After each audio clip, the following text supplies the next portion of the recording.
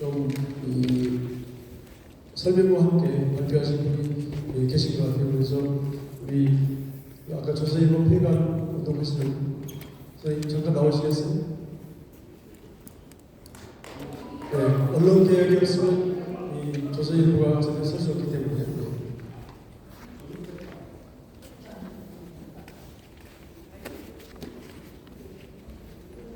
예, 몇 점 중심으로 말씀해 주시면 되겠습니다.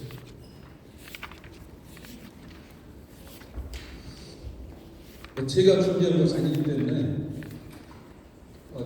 전문 땜빵어가 되는 기분인데요. 저한테 이렇게 말씀해 주신 것은 제가 아까 말씀드렸듯이 언론에 관심을 가지고 있다는 점 때문인 것 같습니다.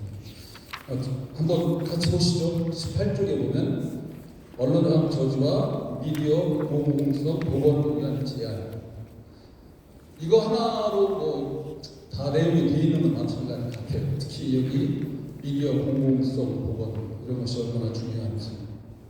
지금 첫 번째는 그 윤석열 정부에서 가장 심각하게 죄라고까지 부를 수 있는 그런 행위를 하고 있는데 미디어 공공성을 파괴하고 있다. 구체적인 예로는 공공성 회복 내지는 확보를 위해서 방송상법 개정안을 국회에서 의결했는데 거부권을 행사했다든지, 그리고 방통이나 방심위를 아주 기형적으로 만들고 지금 장악하고 있다. 심지어 2명이 이렇게 운영한다든지 이런 현상은 여러분들이 잘 보고 있습니다. 그리고 이제 역시 법적 한계 이런 것을 교묘하게 활용해가지고 지금 말도 안 되는 운영을 하고 있는 거죠. 그리고 표적을 방송사에 대해서 표적 어떤 그 심사랄지 이런 걸 해가지고 보복적인 방송 시위도 지금 되고 있다. 그리고 KBS 현상 같은 건 언급이 필요 없을 정도이고요. 자연스럽게 MBC도 위험스럽지 않느냐는 걱정이 지속적으로 되고 있습니다. 그리고 YTN이나 TBS 이런 데를 전 민영화라는 말을 별로 좋아하지 않는데 그 사기업화죠. 민영화라는 말은 우리가 워딩을 굉장히 이제 신경을 써야 하는데 민영화라는 말은 언뜻 그럴 듯하잖아요. 그런데 실제로는 사기업화하고 있다. 그럼 사기업화한다는 것이 얼마나 심각한지 우리가 여태까지 얘기했지만 공공성은 전혀 기대할 수가 없는 것이죠. 그런데 미디어가 공공성을 잃고 사기업화를 한다는 것은 우리가 생각하는 것보다 훨씬 더 심각한 결과를 가져옵니다. 여러분이 잘 아다시피 TV조선이나 채널 A, 한때 그럴듯해 보였던 JTBC 이런 것들이 실제로는 다 사기업 아닙니까? 그들이 끼친 폐해에 대해서는 여러분이 절감하고 계십니다. 두 번째는 언론 장악 저주와 미디어 공공성 보건을 위한 대응방법인데, 언제나 오늘 제가 말씀드려야 할 것 중에는 미디어 공공성이 가장 중심이 되어야 할 것 같습니다. 거기서 나름대로 배치되는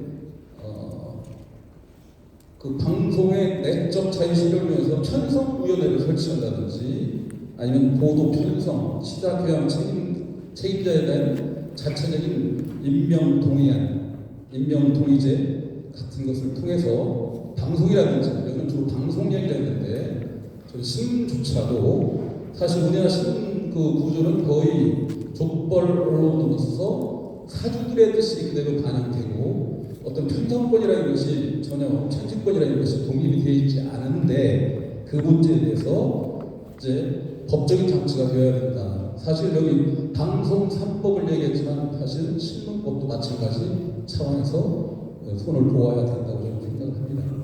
방통이나 그 다음에 방심이 이런 데 얼마나 심각하게 지금 오염이 되어 있는지, 그리고 그 결과로서 얼마나 우리 국민들이 피해를 보고 있는지는 재론할 필요가 없을 것 같습니다.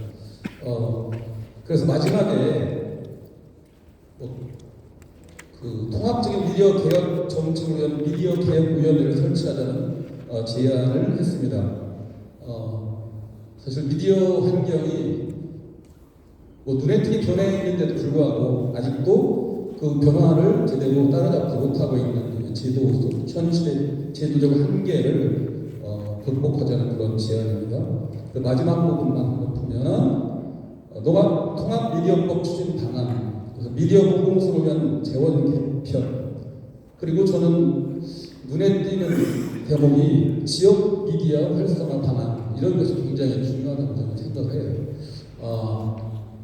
뭐 신문도 그렇고 방송도 그렇고 사실 제가 조선일보 폐간 운동을 하면서 이렇게 보면 거의 지역의 어떤 기관들도 필요도 하지 않은데 지역 뉴스 같은 것이 하나도 없는데도 불구하고 조선일보나 중앙일보나 동아일보나 이런 그 중앙지들이 그 주민들의 세금으로 모든 기관에서 보고 있거든요. 사실 그것이 차지하는 비율이 굉장히 큽니다.